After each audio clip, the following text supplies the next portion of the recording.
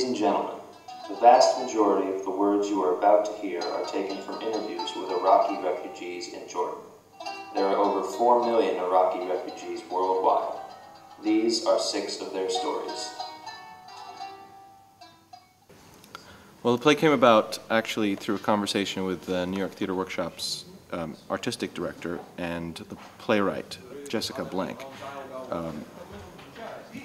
They were having a conversation at one of their retreats, theatrical retreats, and they were talking about how there's been a plethora of stories of voices from the Iraq War, but none of civilians, none of the viewpoints of civilians. He's proud to have been born in the province of Anbar. Now, Fallujah, the name, it comes from Al-Fallujah, which comes from the root word, Felj, because of its position on the river.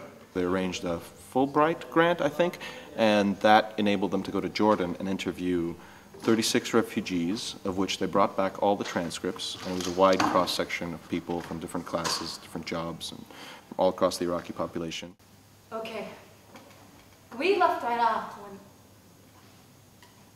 we came to Jordan a year ago, and we've been married for 14 years. When I was 21, I was driving around with my mother, and she told me, "Why don't I find a bride for you?"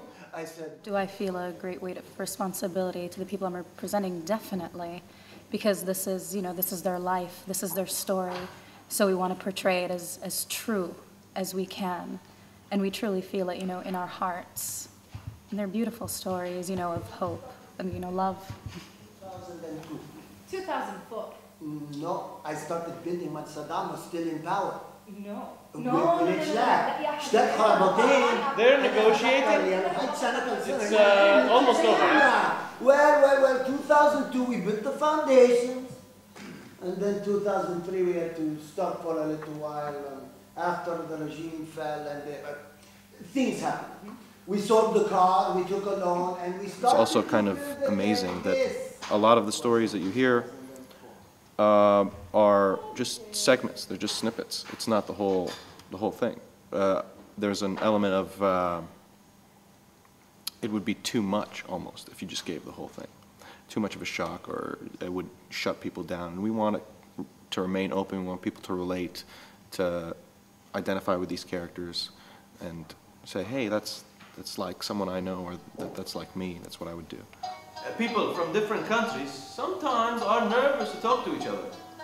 But I think if you're just a regular person, if you're not working for anyone with power, if you tell the truth, then people will trust you.